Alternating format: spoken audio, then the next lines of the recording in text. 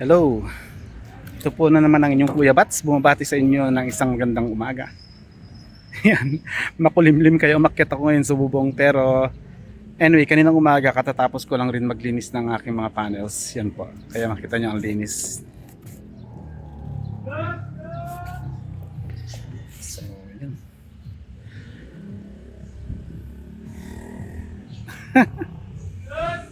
Usapang solar na naman tayo.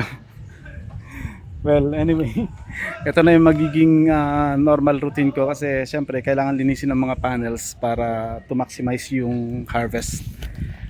Although ang recommended frequency para sa paglilinis ng panels is every 6 months. Pero okay lang rin kahit na mas dalasan natin sa 6 months kasi very accessible naman yung mga panels natin sa bubong namin. So yun yung kagandahan. So I think isa yun sa mga may share ko ngayon, just in case na makapag-decide kayo na magpakabit ng mga solar power sa inyong mga bahay. Make sure na at least yung mga panels dapat accessible. Kasi kailangan talaga ng regular cleaning ng mga panels.